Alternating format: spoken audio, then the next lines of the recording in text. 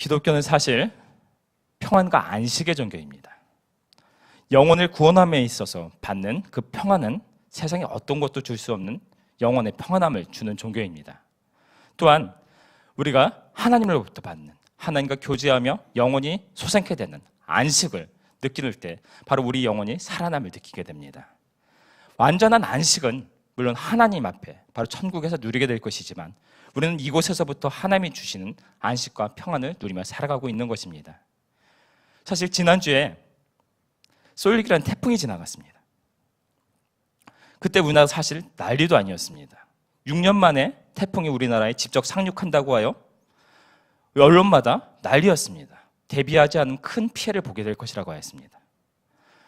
근데 보통 태풍을 바라보면 태풍 중에서도 안전한 곳이 있는 것을 바라보게 됩니다. 태풍이 그처럼 큰 바람과 비를 몰고 다니지만 그것이 가장 한가운데 있는 눈에 들어가면 바람도 없고 비도 없고 맑은 날이 지속되는 것을 바라보게 됩니다. 그처럼 어지럽고 바람과 비가 불고 있는 상황 속에서도 그 눈에 들어있으면 평안함을 느낄 수 있다는 것입니다. 우리 그리스도인의 삶도 마찬가지입니다. 이 세상 힘들고 어렵게 살아갑니다. 이 세상이 살아가는 것이 만만하지만은 않은 삶입니다. 하지만 우리가 주 안에서 살아갈 때 바로 주를 느끼고 임재함 속에서 우리가 살아갈 때 우리는 세상의 그 모든 어려움과 힘듦 속에서도 우리는 편함을 느낄 수 있다는 것입니다. 하나님께서는 이처럼 우리 인간들에게 안식을 주고자 하셨습니다. 오늘 4절 속에서 보면 하나님은 제7일에 그의 모든 일을 쉬셨다 하였다고 말합니다. 하나님께서는 이 세상 모든 만물을 6일 동안 창조하시고 7일째 안식하셨다고 합니다. 또한 그 안식을 인간들에게 주셨습니다.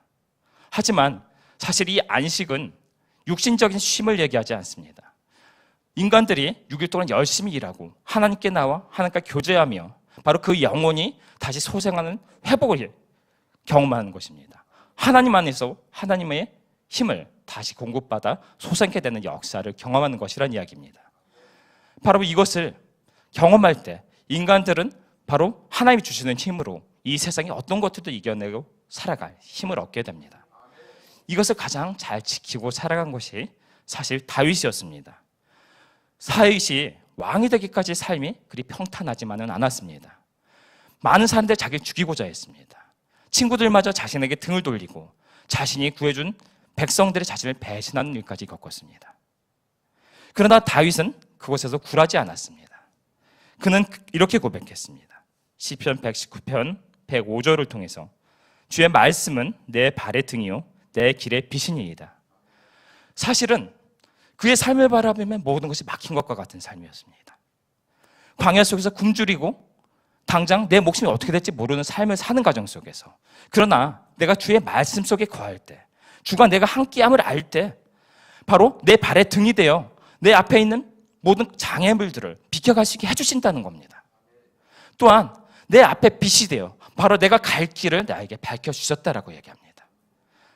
자신의 모든 객관적인 상황은 어렵고 힘들었지만 바로 주가 함께 계시기 때문에 그는 이런 고백이 가능했습니다. 주가 주시는 평안과 안식 속에서 살아갔다는 것입니다. 예수님께서는 마태복음 11장 28절을 통해서 말씀하셨습니다. 수고하고 무거운 짐진 자들아 다 내게로 오라 내가 너희를 쉬게 하리라.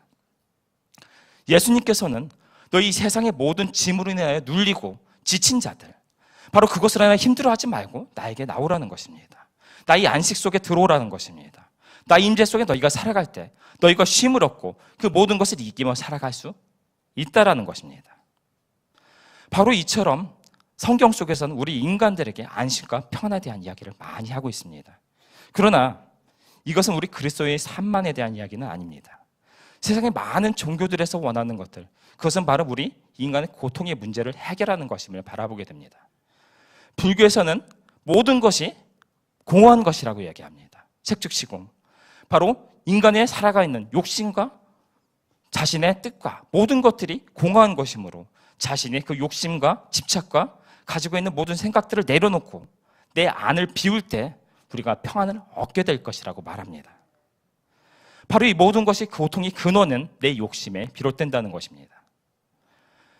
보면 인간을 수행하는 종교들도 여러 가지가 있습니다.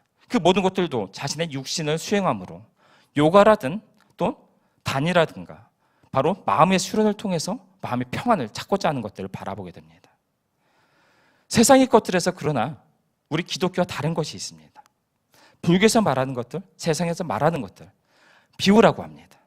우리 안에 모든 것을 비울 때, 우리 모든 것을 버릴 때 바로 우리가 평안을 찾을 수 있게 된다라고 말하는 것입니다. 그러나 기독교에서는 다릅니다. 비워진 그 자리 속에 무엇인가를 채워야 된다고 합니다. 바로 하나님으로 채워야 됩니다. 하나님으로 채우고 하나님의 말씀으로 채워야 한다고 합니다. 우리 말씀 속에 바로 우리 영혼이 하나님의 인도함을 받아 그가 주인이 돼 우리 삶을 인도할 때, 그의 말씀의 인도함을 받을 때 바로 하나님이 함께 계시기 때문에 우리 영혼이 온전한 평안과 안식을 얻을 수 있게 된다라고 말하는 것입니다. 그렇다면 우리가 예수를 믿는 사람들로서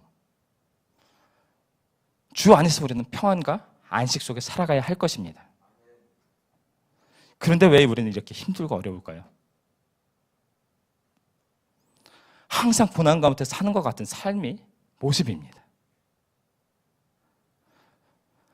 우리가 어떤 때는 우리가 고난이 닥쳐올 때 하나님이 바로 이 고난을 통해서 하나님의 뭔가를 예비하고 계실 거야.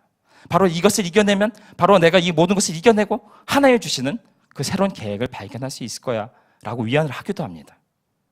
근데 사실 하나의 고난이 끝나고 나면 행복한 삶이 펼쳐지나요? 또 다른 고난이 닥쳐옵니다. 그것을 이겨냈을 때 다시 고난이 닥쳐오는 것들을 경험합니다. 사실 참고 견디고 인내하는 것도 사실은 어느 정도지 때로는 좌절하고 싶은 충분한 조건들이 우리에게 있는 것들을 바라보게 됩니다. 우리가 원래 믿음이라는 것, 신앙생활이라는 원리 속에서 바라보면 우리가 주를 믿고 있는 믿음 속에서 살아가면 우리가 평안과 안식 속에 살아가야 될 것입니다. 그런데 우리 현실을 바라보면 사실 그런 삶을 살아가는 사람들을 바라보기가 쉽지 않다라는 것입니다. 대부분이 그럼 우리가 뭔가를 잘못하고 살아가는 것인가요? 오늘 히브리서 4장 속에서는 하나님의 말씀을 받은 자들에 대한 이야기를 합니다. 그러나 그들은 안식에 들은 자들과 듣지 못한 자들이 있다라고 얘기합니다. 오늘 저는 이 말씀을 통해서 우리가 어떤 잘못을 했기 때문에 평안하지 못하고 안식하지 못한다는 이야기를 하고 싶은 것은 아닙니다. 바로 우리가 이 하나님의 말씀을 통해서 우리에게 부족한 점들과 안식으로 들어갈 방법들을 같이 나누고 싶다라는 것입니다. 4장 2절 속에서 이렇게 얘기합니다. 그들과 같이 우리도 복음 전함을 받은 자이나 들은 바 그 말씀이 그들에게 유익하지 못한 것은 듣는 자가 믿음과 결부시키지 아니함이라. 복음을 다 같이 전함을 받은 자라고 합니다. 복음을 들었습니다. 하나님의 말씀을 듣고 알았습니다. 그런데 어떤 자들은 그것이 유익하지 않았다라고 합니다. 왜냐하면 그들이 그 들은 말씀을 믿음과 결부시키지 않았다고 합니다. 그들의 삶을 통해서 나타나지 않았다라는 것입니다. 여기서 사실 그들은 바로 출애굽 1세대들, 바로 이집트에서 하나님의 은혜로 구원을 받은 1세대들을 이야기하고 있습니다. 이들은 어떤 자들입니까? 이집트에서 종살이를 하고 있을 때 하나님의 은혜로 구원함을 받았습니다. 하나님의 기적과 이적을 경험했습니다.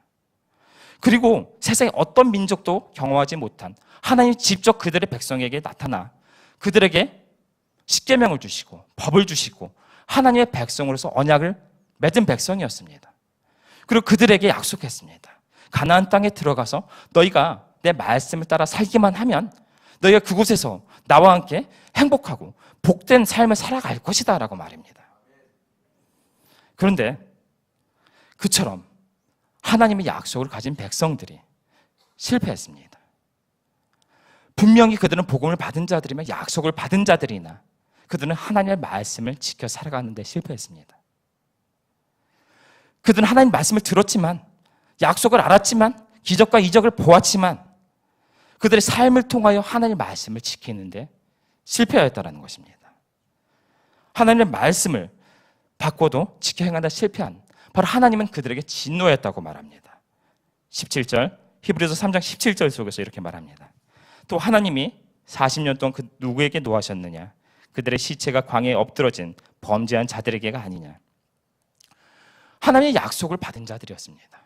말씀을 받은 자들이었는데 그들은 하나님의 약속의 땅에 들어가지 못했습니다. 하나님의 말씀을 듣는 것 중요합니다. 듣지 못한 것을 믿을 수 없기 때문입니다. 그러나 더 중요한 것이 있습니다. 듣는 것만으로 충분하지 않다라는 것입니다. 하나님 은혜를 받고도 바로 하나님의 기적을 경험하고도 광야에서 멸망하게 간 이유, 그것은 말씀을 받았지만 자신의 것을 만들지 못한 것입니다. 삶을 통하여 지켜내지 못했다라는 것입니다. 삶을 통해 하나님의 말씀을 지켜내지 못했을 때 다시 머릿속에 아는 바로 복음만으로 그들이 믿음이 연결되지 않았음으로 인하여 그들의 삶에 유익이 되지 않았다라고 이야기하고 있습니다. 우리 교회는 요즘 새벽 예배 때마다 신명기의 말씀을 나누고 있습니다. 신명기는 사실 바로 1세대는 다 광야에서 죽어가고 바로 하나님의 다음 세대 2세대들을 향하여 바로 하나님의 약속의 땅 가나안 땅에 들어갈 그 2세대를 향한 모세의 권면의 말씀이 들어있습니다. 너희 1세대가 바로 하나님의 말씀을 지키는 데 실패했기 때문에 모두 광야에서 죽어갔다라고 이야기합니다. 그들에게 신실하게 당부합니다. 너희가 바로 너희 선조들의 그 잘못을 따라하지 말고 바로 하나님의 명령과 규례와 율례를 지켜 행하면 너희들이 바로 그 땅을 가서 차지하고 바로 영원히 오랫동안 하나님과 함께 살 것이라고 말입니다. 바로 그들에게 절절히 모세의 고백이었습니다. 자신도 그 땅에 들어가지 못합니다.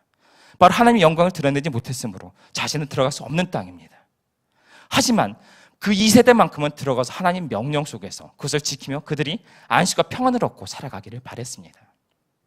그러나 그런 모세의 권면에도 불구하고 이스라엘은 가나안 땅에 정착한 지 800년 만에 아스루와 바벨론에 의해서 멸망당하고 말았습니다. 하나님의 말씀에 따라 살아가는 것을 실패한 것입니다. 그들은 쉽게 하나님을 떠나고 우상을 숭배하고 또한 탐욕 속에 살았습니다. 사실 그렇다고 그들이 하나님의 말씀 속에 살지 않는다고 생각했던 것도 아닙니다. 그들은 자신이 하나님의 백성이라고 생각했습니다. 하나님을 찾는다고 생각했습니다. 그런데 하나님의 생각은 달랐습니다. 에스겔 33장 37 속에서 하나님이 에스겔에게 말합니다. 인자야, 내 민족이 담 곁에서와 집 문에서 너에 대하여 말하며 각각 그 형제와 더불어 말하며 이르기를 자, 가서 여호와께로부터 무슨 말씀이 나오는가 들어보자 하고 이스라엘 백성들이 하나님의 말씀을 찾았습니다. 이때는 이미 바벨론에게 망하고 많은 자들 포로로 끌려가고 소망이 없던 시대입니다. 하나님의 말씀에 대한 소망밖에 없습니다. 위대할 것이 하나님의 말씀이었습니다. 그 백성들이 에스겔에게 나오는 것입니다. 에스겔이 하나님의 선지자임을 알기에 그 입술을 통해서 하나님의 말씀하신 걸 듣고 싶어 했습니다. 바로 그 백성들이 에스겔을 찾아와 하나님의 말씀을 들려달라고 하나님의 말씀을 찾았습니다. 또한 그 하나님 말씀을 들을 때 그들이 은혜를 받았을 것입니다. 하나님을 찬양했을 것입니다. 찬송했을 것입니다. 그러나 하나님은 31절에서 말합니다. 백성이 모이는 것 같이 내게 나오며 내 백성처럼 내 앞에 앉아서 내 말을 들으나 그대로 행하지 아니하니 이는 그 입으로는 사랑을 나타내어도 마음으로는 이익을 따름이라. 문제는 거기서 끝이었다는 것입니다. 하나님 말씀을 찾기는 했습니다.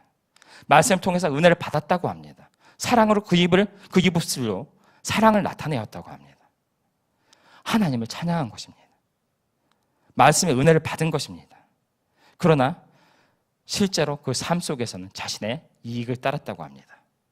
하나님에 대한 신앙 따로 삶을 통한 자신의 이익 따로 삶을 살았다는 것입니다. 심지어 32절에서 이렇게 말합니다.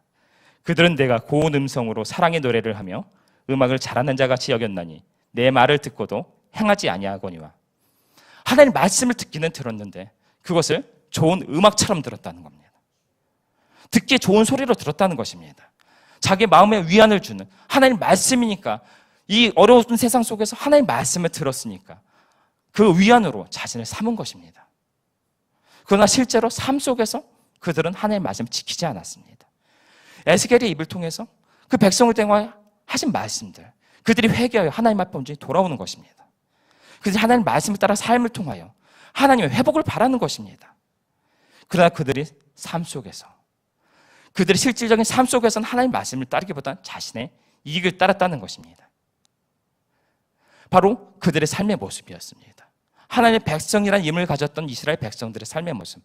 하나님을 찾는 것 같지만, 하나님의 말씀을, 은혜를 구하는 것 같지만 실제로는 그것을 따르지 않았습니다. 우리 안에 이런 모습은 없나요? 우리 현재 그리스도인들은 너무나 많은 말씀이 홍수 속에 살아갑니다. 너무나 많은 좋은 말씀들을 들을 수 있는 시대입니다. 텔레비전을 틀면, 유튜브를 통해 우리가 궁금한 내용 또는 성경 구절을 치면 수도 없는 목사님들의 말씀이 나타나는 것을 보게 됩니다. 내가 마음대로 골라서 내 귀에 듣기 좋은 말씀들 얼마든지 골라 들을 수 있는 시대입니다. 그것을 통해서 은혜 받고 또 그것을 막 찾아서 기쁨을 누리는 사람들도 있습니다. 라디오에서 또한 신앙 서적들로, 또한 여러 가지 주석으로, 그리고 여러 가지 프리집들로 이 세상에 너무나 많은 하나님 말씀들이 넘쳐나는 시대입니다. 하지만 우리가 실제로 그 말씀들을 들으면서 우리는 마음에 많은 사람들 은혜를 받았다고 합니다.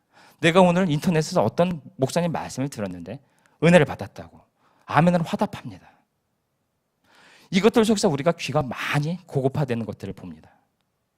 더 이상 웬만한 말씀들로는 우리가 은혜도 더 이상 받지 않습니다. 설교 속에서 특별한 말씀들, 내 귀를 즐겁게 해줄 만한 말씀들이 나타나지 않으면 더 이상 예배의 은혜도 나타나지 않습니다. 그 시간 속에서 그 본문을 통하여 하나님이 나에게 주는 말씀이 아니라 나에게 익숙했던, 더 많이 들었던 음성으로, 많이 들었던 말씀으로 더 이상 은혜가 우리 속에 나타나지 않는 것입니다. 우리 귀는 고급이 되었는데 우리 귀는 너무나 많은 말씀으로 단련이 되어 어떤 본문을 보기만 하면 오늘 목사님이 어떤 설교를 하겠구나 짐작할 수 있는 수준까지 이릅니다. 몇 년을 듣고 있다 보면 더 이상 목사님을 통해서 더 이상 새로운 말씀을 들을 수가 없습니다. 예배가 더 이상 은혜가 되지 않는 것입니다. 말씀의 은혜가 나에게 나타나지 않습니다. 내 귀에 즐겁게 해줄 말씀을 찾습니다. 하지만 그 경우에 있어서 삶의 열매로 나타나는 경우가 너무나 드물다는 것입니다. 일시적인 마음에 위안이 될 수 있을 것입니다. 말씀을 통해서 내가 새로운 말씀을 듣고 내가 그것을 은혜 받는 것, 내 귀가 즐거워지는 것. 하지만 그 모든 것들보다 가장 중요한 것은 우리가 그 말씀을 통하여 그 말씀을 하신 것대로 하나님의 말씀대로 살아가는 것입니다. 삶의 열매로 나타나야 된다는 것입니다. 우리가 많은 경우에 있어서 우리 즐겁게 하는 그 말씀을 통해서 은혜 받았다고 하는 것, 때로 찬양을 통해서 눈물을 흘린 것, 그것이 중요하지만 바로 나의 삶의 지금 신앙의 문제들을 해결해 주는 그것이 단초가 될 수 있을지언정 그것이 우리 삶을 통하여 나타나지 않는다면 그것은 나의 마음의 잠시간의 위로밖에 될 수 없다는 것입니다. 잠시간의 마음의 평안을 줄 수 있을지언정, 잠시간의 안식은 줄 수 있을지언정 지속적인 나의 삶 속에 은혜가 연결될 수 없다는 것입니다. 말씀 듣는 것이 중요합니다. 찾는 것도 중요합니다. 하지만 더 중요한 것은 우리가 그것을 지켜 행하는 것입니다. 우리 삶의 열매로 나타나야 한다는 것입니다. 그런데 사실 우리가 일부러 하나님 말씀 따라 살아가지 않으려고 작정하고 살아가는 분들 안 계시지 않습니까? 특히 이 자리에 금양로에 수요예배, 새벽예배 나오시는 분들 정도 됐을 때 기도도 어느 정도 좀 하시고 하나님 말씀도 찾고 하나님 말씀 읽는 분들 이 자리에 나오시지 않습니까? 그러니까 내가 정말 그렇게 하나님 말씀을 어기며 살아가려고 노력하는 것도 아닌데 왜 우리 삶 속에서는 그처럼 힘들고 어려운 일들, 안식과 평안이 없는 삶들을 살아가야만 할까요? 이 세대의 특징에 대해서 감동이 없는 세대라고 말합니다. 공감의 능력을 상실한 시대라고 얘기합니다. 학생은 학생들대로 자신의 무게에 눌려서 살아갑니다. 청년은 청년들대로 취직의 문제, 직장의 문제로 눌려서 다른 것들을 돌아볼 겨를이 없이 살아갑니다. 장년들도 마찬가지입니다. 집안의 문제, 경제의 문제, 자신의 장래의 문제까지 모든 것들로 인하여 눌려서 주변의 것들을 감동할 수 없는 시대입니다. 이 세상 속에서 요즘 언론들 속에 나타나는 정말 끔찍한 사건들 아니면 우리 마음속에 더 이상 충격을 주지도 못합니다. 감동하지 않습니다. 더 이상 공감하지 않습니다. 우리 주변의 사람들이 아픈가? 주변 사람들이 기쁨에 대해서 공감하지 않습니다. 심지어 나의 삶 속에서 그런데 교회에 대해서, 신앙에 대해서 더 이상 우리 마음속에 즐거움과 기쁨이 없는 상태가 진행됩니다. 예수님의 시대에 비슷한 사람들이 존재했습니다. 누가복음 7장 31절과 32절 속에서 말합니다. 또 이르시되 이 세대의 사람을 무엇으로 비유할까? 무엇과 같은가? 비유하건대 아이들이 장터에 앉아 서로 불러 이르되 우리가 너희를 향하여 피리를 불어도 너희가 춤추지 않고 우리가 곡하여도 너희가 울지 아니하였다 함과 같도다. 이 사람들은 흥을 내야 될 때 흥을 낼 줄 모르는 자들이었습니다. 곡을 할 때 곡을 할 줄 모르는 자들이었습니다. 근데 이 자들은 하나님의 백성이라는 이름을 가진 자들이었습니다. 심지어 하나님의 율법을 더 지키고자 노력하고 하나님의 말씀에 정통하다고 하는 바리새인들과 서기관들이었습니다. 하나님 앞에 진실하다는 자들이 바로 감흥도 없고 흥도 없고 슬픔도 없는 모습 속에서 신앙생활을 하고 살아갔다고 합니다. 예수님께서 오셔서 이 백성들에게 나아가 치유하시고 가르치고 복음을 전파하셨습니다. 세리와 창녀를 찾아가시고 죄인과 병든 자들을 찾아가 치유하셨습니다. 안식이라도 병든 자들을 치유하셨습니다.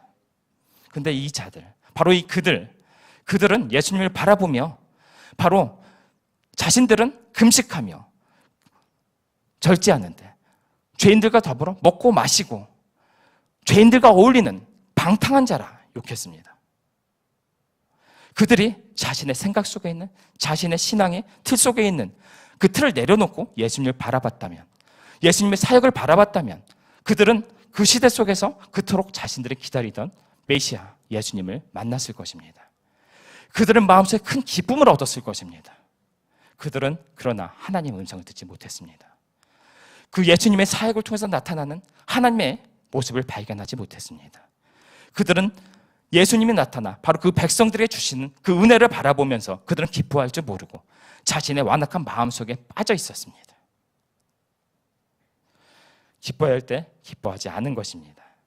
왜냐하면 자신의 굳어진 신앙으로 가득 차 있었기 때문입니다. 여러분께 한번 묻습니다. 여러분 기억 속에서 찬양 속에 내가 눈물을 흘려본 게 언제인지 기억이 나십니까?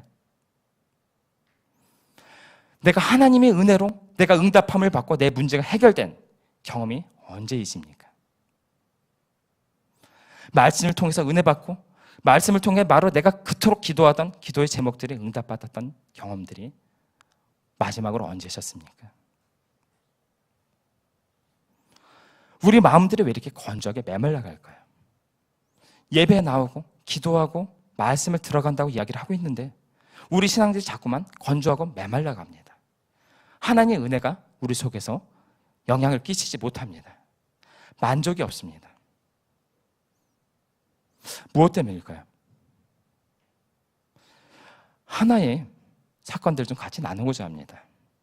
제가 약 3주가 돼가는데요. 우리 학생부 아이들 데리고 캄보디아에 갔었습니다.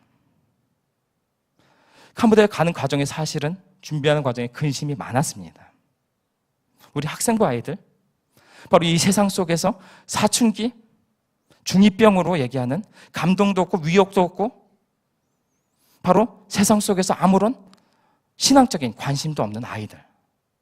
이 아이들을 데리고 과연 우리가 선교로, 그것도 우리나라에서 하는 것도 아니고 교회에서 선교를 통해 외국에 나가서 하는 일들을 과연 할 수 있을까?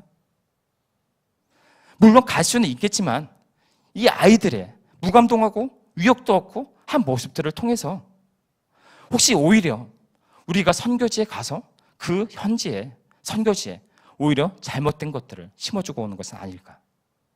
오히려 현지에 무리를 주고 오는 것은 아닐까? 걱정이 되었었습니다. 제가 현지에 가고 선교사님께서 첫날이 지나고 저에게 했던 말씀이 있었습니다. 굉장히 걱정을 했었다고 합니다. 이 이야기는 며칠 전에 저희가 강평회를 하면서 목사님과 몇 분과 나눴던 이야기이기도 합니다. 선교사님께서 사실 우리가 도착하기 며칠 전에 영상을 봤다고 했습니다. 그 영상은 우리 아이들이 파송 예배를 드리던 날 여기서 찬양하고 율동하던 모습이었습니다. 나름대로 우리 아이들의 그 모습은 나름대로 굉장히 노력하면서 이 자리 속에서 열심히 하는 모습이었습니다. 근데 그 선교사님의 보인 것은 그들의 표정이었습니다. 감동도 없고 감정도 없고 무표정한 얼굴로 기계적으로 하는 모습들을 바라본 것입니다. 걱정이 되었다고 합니다. 이 아이들이 와서 현지에서 잘 버텨낼 수 있을까? 그런데 말입니다. 현지에 가서 아이들이 전혀 다르게 나타났습니다. 사실 현지에서 굉장히 현지 여건 좋지 않습니다. 여기에 반도 안 될 만한 공간에 300여 명의 아이들이 꽉 차서 예배를 드립니다. 에어컨도 없습니다. 선풍기 몇 대밖에 없습니다. 근데 그 아이들이 열심히 일하다 뛰고 기쁨 얼굴로 찬양을 합니다. 그 아이들의 모습 속에서 우리 아이들이 같이 젖어 들어갔습니다. 그 아이들과 똑같이 어울리고 찬양하기 시작했습니다. 우리 아이들 준비한 찬양과 율동을 할 때 아이들의 얼굴의 표정부터 달라지기 시작했습니다. 열심히 하고 기쁨의 얼굴들이 나타납니다. 정말로 기뻐지는 행복한 얼굴들이 변하기 시작했습니다. 그 아이들과 어울리는 순간 속에서 아이들의 행복한 모습들이 나타나기 시작한 것입니다. 여기서도 사실은 짜증낼 만한 일들이 있어서 그 아이들 불평 한 번 하지 않았습니다. 오히려 속옷까지 젖어가며 그 아이들과 어울리는 과정 속에 그들은 오히려 기뻐했습니다. 아이들과 어울리며 같이 축구하고 우리가 준비해간 찬양과 율동을 가르치며 함께 어울렸습니다.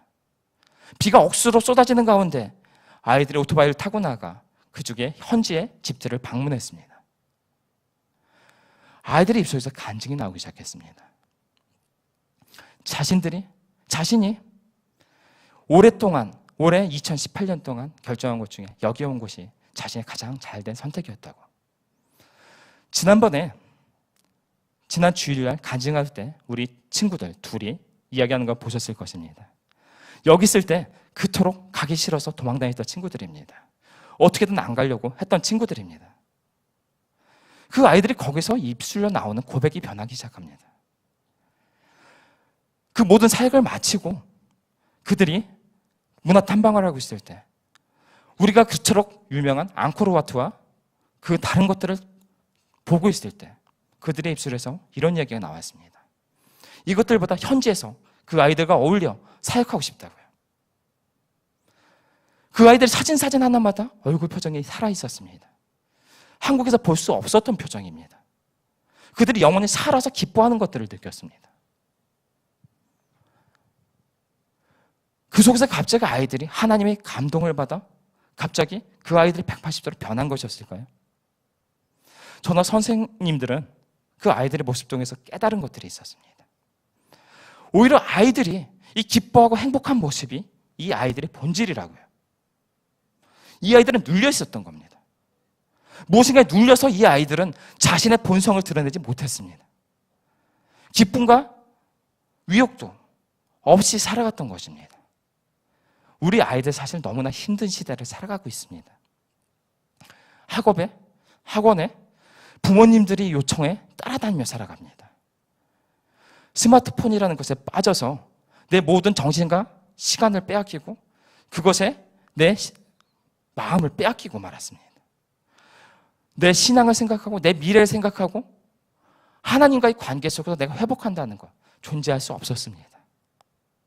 모든 것에 눌려서 또한 이 세상, 바로 이 시대, 개천에서 용이 날 수 없는 시대, 내가 아무리 노력해도 내가 미래에 무엇이 잘 될 수 있다는 소망이 없는 시대를 살아가며 우리 아이들 기쁨과 위욕도 자기 소망도 없는 시대를 살아가고 있었던 것입니다.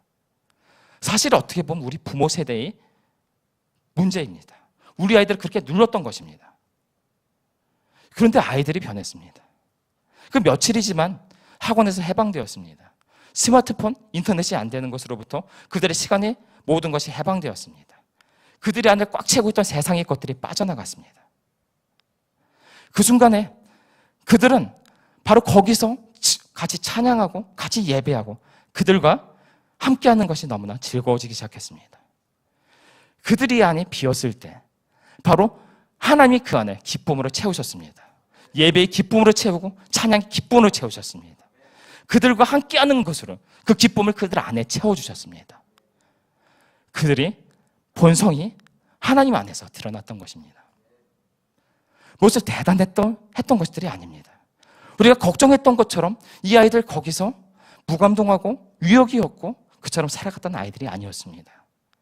오히려 이 어른들이 이 사회를 그렇게 만들고 우리 아이들을 눌러 아이들이 자신의 본성대로 기쁨과 행복 속에 살지 못하도록 눌렀다는 것입니다.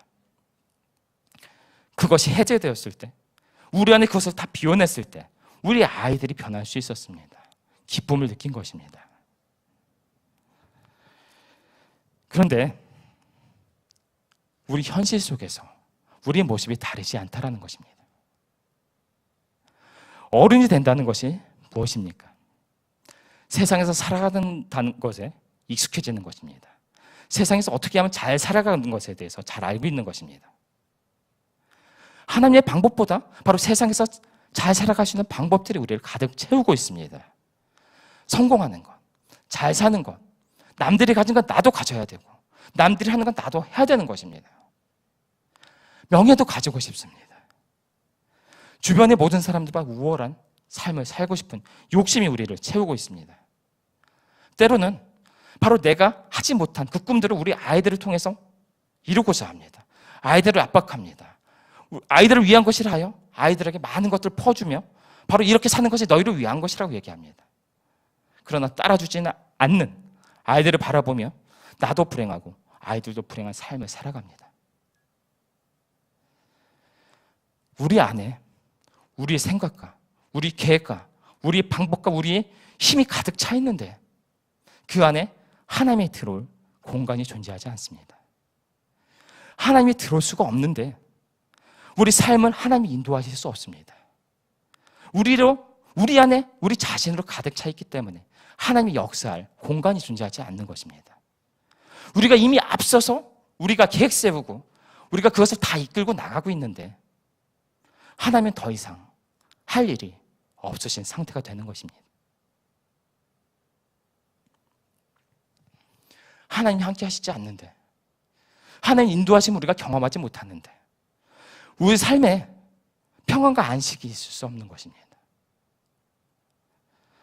분명히 기독교는 하나님으로 우리 안에 채워질 때 바로 하나님이 함께 계심으로 인하여 세상의 모든 상황 속에서도 기뻐하고 평안함을 느낄 수 있는 하나님의 종교입니다. 무엇이 필요할까요? 우리 자신을 내려놓는 것입니다. 우리 안에 채워있는 것들을 비워야만 합니다. 기독교를 채우는 종교라고 말씀드렸습니다. 그러나 먼저 비워야 합니다. 내 자신을 부인하고 내가 가지고 있던 생각과 뜻과 계획을 내려놓아야 합니다. 그리고 하나님의 뜻을 묻는 것입니다. 하나님이 나의 안을 채우시고 하나님 말씀이 나를 채우셔서 나를 인도하시도록 내어드리는 것입니다. 사실 이 어렵고 경쟁의 시대 속에서 하나님만 의지하고 살아간다는 것이 가능할까요? 세상의 경쟁들에서 뒤처지고 우리 아이들이 공부하는 것부터 뒤처지고 우리 계획을 다 놓쳤을 때 바로 그것이 나를 지금의 자리까지 만들었고 나를 지켜온 나에게 힘을 줬던 모든 것인데 그것을 내려놓는다면 나에게 남는 것이 무엇이 있을까? 라는 두려움이 생깁니다. 하지만 그것을 내려놓는다고 해서 우리의 삶이 무엇인가 확 변하지 않습니다. 하나님께서 우리 삶을 인도하시는 것, 함께 하시고 끌고 가시는 것, 우리를 갑자기 전혀 다른, 우리와는 생각과 다른 그런 길을 끌고 가시지 않는다는 겁니다. 바로 하나님께서는 우리를 사용하실 때, 우리를 인도하실 때 우리 삶의 모양과 방법과 지혜와 우리 삶의 환경 속에서 우리를 끌고 가시며 그것들 쪽에서 하나님의 말씀을 따라갈 때 그것을 잘할 수 있게 도와주시며 하나님의 사명자로 이용하시는 겁니다. 우리가 하나님한테 내어드릴 때 바로 내가 하던 일을 더 잘할 수 있게 됩니다. 하나님이 인도하시기 때문에 주변의 모든 것이 어려울지라도 환경이 아무리 갖춰지지 않을지라도 하나님이 나를 이끌고 가시는 건 확신이 든다면 그것을 신뢰하면 우리는 견딜 수 있습니다. 소망을 가질 수 있는 겁니다. 바로 나를 내려놓고 내 힘과 모든 것들 내려놓고 하나님께 내어드림으로 하나님이 나를 채우시고 하나님의 말씀이 나를 인도하실 때 바로 나는 소망을 품게 됩니다. 그 소망을 품고 살아갈 때 바로 우리 삶이 평화가 안식으로 가득 차게 됩니다. 지금 상황은 중요하지 않습니다. 하나님께서 나를 끌고 가실 것이기 때문입니다. 그러나 그래도 우리는 두렵습니다. 내려놓기가 너무나 어렵습니다. 예수님께서 말씀하셨습니다. 마태복음 18장 3절 이르시되 진실로 너희에게 이르노니 너희가 돌이켜 어린아이들과 같이 되지 아니하면 결단코 천국에 들어가지 못하리라. 아멘. 사실 아이들보다 어른들, 우리 자신들 내려놓는 것들이 너무나 힘듭니다. 나를 지탱해왔던 버팀목이기 때문입니다. 자신이기 때문입니다. 그러나 그것을 내려놓아야만 합니다. 내가 내려놓았을 때, 바로 하나님을 나의 주인 자리에 올려드렸을 때, 바로 나는 나의 본질을 찾아 바로 본성적인 모습으로 회복이 됩니다. 우리 아이들이 같은 상황 속에서 바로 기쁨과 행복이 드러났던 것처럼 같은 상황 속에 우리는 하나님이 주신 평안과 기쁨 속에 살아갈 수 있는 자격과 능력을 얻게 되는 것입니다. 결론을 내리겠습니다. 우리 삶이 사실 기쁘지만은 않습니다.